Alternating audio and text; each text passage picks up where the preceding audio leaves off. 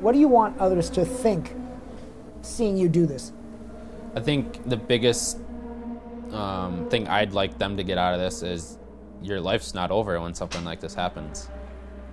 You can use it to your advantage. Get people to help adapt stuff, and then you can just live your life.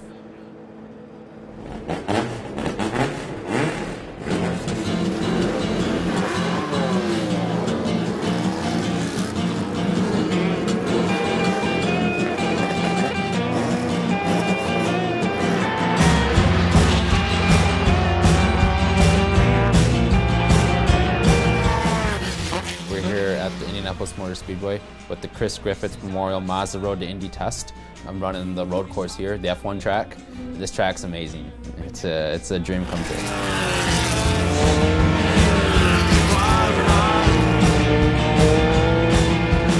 When we came to the test here last year, we thought everything was golden, but the doctors they wanted to make sure they were satisfied with my physical condition, because me being paralyzed and because of the G-forces, blood flow in the legs. At first, we didn't like it at all. We were mad, and I was bummed out I didn't get to do that test. I was really excited to drive. It was basically one of my first official tests that I was going to do. I understand that they wanted to go through that, but it sucks that it had to be me to have it done. But pioneer, yeah. You pioneer. I even heard that they were sending you to a centrifuge. That was part of the discussion. I was actually pretty happy about that. I think it'd be really fun, and for me, a satisfaction. And to get in like a zero gravity airplane was part of that as well.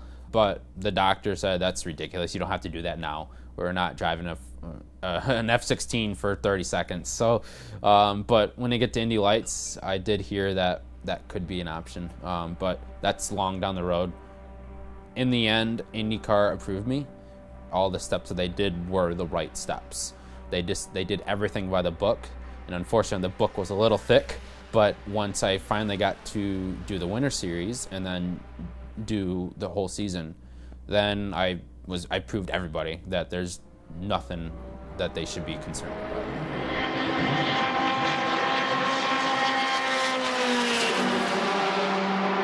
The accomplishments mean a lot, but you can't do racing without having some passion for it. What is it that connects racing to you, Michael Johnson? Racing has been in my blood since I was born. My dad was professional flat track and road racing, and got me started on a bike with training wheels, and I just evolved from there. And I kept racing and racing, and then I played soccer for a little bit, but then racing took over that. I was good.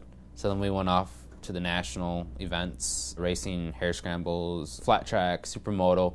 I did a lot of racing in Canada, and then I got hurt in 2005. I was racing flat track in Sarnia, Canada, and it was the first heat race of the day. They had watered the track pretty good before I went out. I started on the inside. It was a half-mile horse track, so it was pretty brushed off. When we started, it was a 5-lap heat race, and I didn't get a very good start. I was maybe like second to last or something. So I was picking my way through, and it was the second to last lap. We were on the back straightaway. It was a deep pea gravel track, so it was kind of wet when it was spraying at you.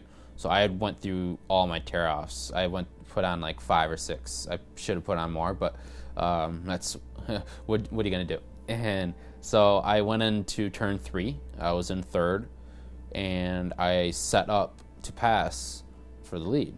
First and second were right there, and I remember going high on the bank. It was not a real banked, but it was pretty deep cushion. And then something happened. I hit a rut, I hit a rear wheel, something, because I remember coming down. I wiped my shield for the second time. I wiped it on the back straightaway, and maybe when I wiped it, it got out of my hand or what. I made an immediate right turn straight into the wood fence, and I hit the post that connects the fence with my chest with the front wheel, and it hit so hard it blew the back out. It just broke it. I broke the right in the middle of back thoracic 5 and 6, I broke every single one of my right ribs, my left collarbone. We wear a steel shoe on our left foot, so I had like a dog strap that was connected to my boot, and that caught on the foot peg. And when it threw me over, it just ripped everything. It shattered my left ankle, and it splintered up the leg, the tibia, fibia, and it's some pretty severe, like, internal, like heart and all that was pretty banged up from hitting that hard. I didn't get knocked out. You did not. I remember the entire thing except for how it happened. I remember landing, sitting up. Immediately when I sat up, I told my dad, "Don't make me stop racing." And after that, once I got in the ambulance, I was a little bit drugged up. So I was on some pretty good stuff. That day was just a fun day. The real national was a supermodal the next day that we were going for points and everything. My dad was supporting me the entire time, and my mom. He took it pretty hard when it first happened. When we were in the hospital, we started looking at what we could do. We got a go-kart for Christmas 2007, and we started racing.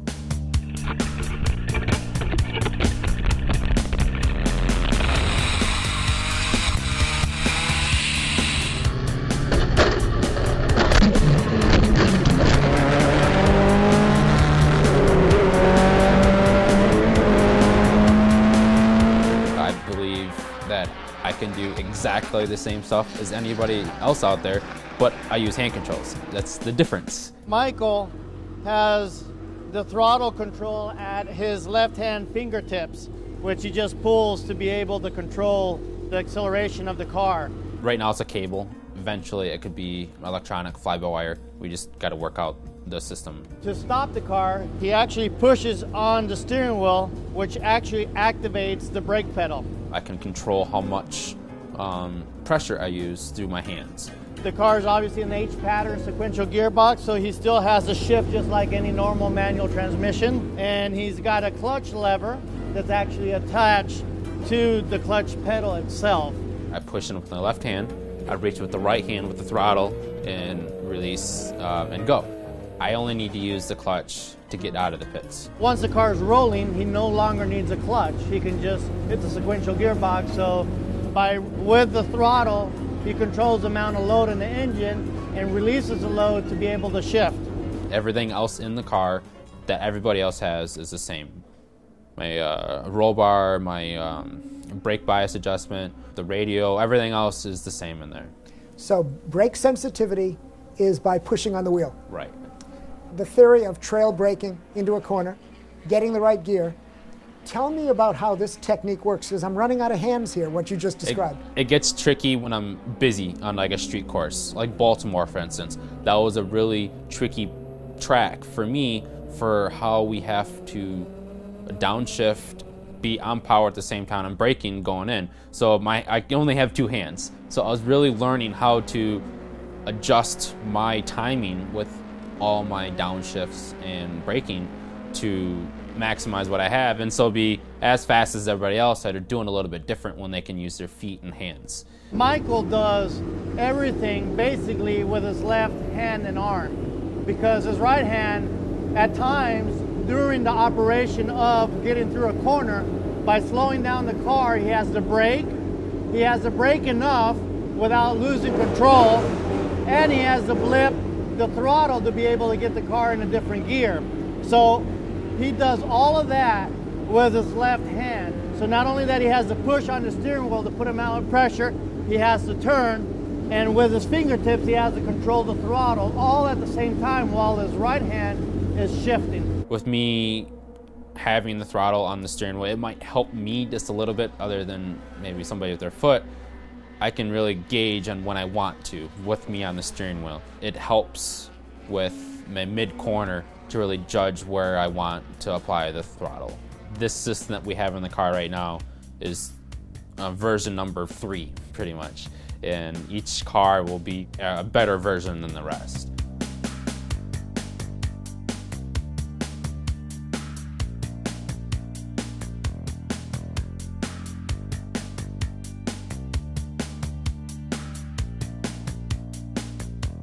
Now, how do you manage your sense of car control Old school was feel it in the butt, Right. and new school feels like it's all video game of the eyes. I get a lot through the steering wheel. I can feel a lot. I don't know a lot, but at least some through my butt. I can feel the vibrations, and I've been adapted a lot to feel it through the steering wheel when the car will start to slide, but I can also feel it through my body. I had a stem cell surgery in September 11th of 2009 in Lisbon, Portugal. They took cells out of my brain and put them in the spinal cord, and I've gained a lot back. Between therapy, my trainer, and racing, a lot's come back.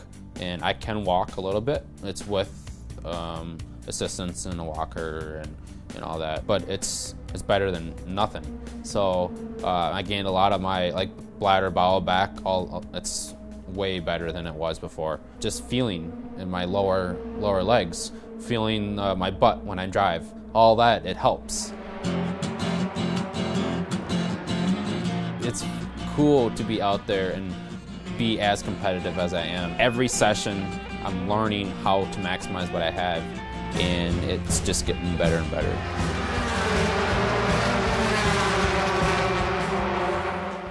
Racing is pretty competitive, but it's pretty much a fraternity. How have the other racers treated you? They treat me just like any other driver. I'm good friends with probably all of them, and I'll be racing with them my entire life. And they're good drivers. With me running USF 2000 this year, it was a good learning year, and we're going to do another year of USF 2000 for 2013, and that's put me on the first step to Indy, and I can't wait to run the Indy 500.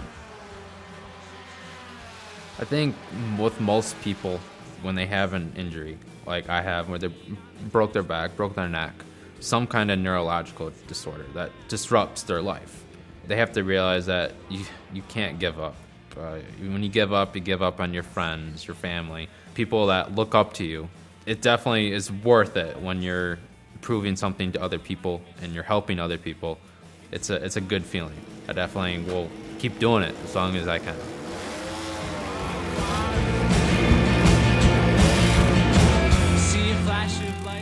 So what was the most exciting moment in racing so far that put this grin on your face? Probably since I've been hurt. Either way. Winning all the championships I had on the motorcycles, and just getting to that point in cars will make it even better.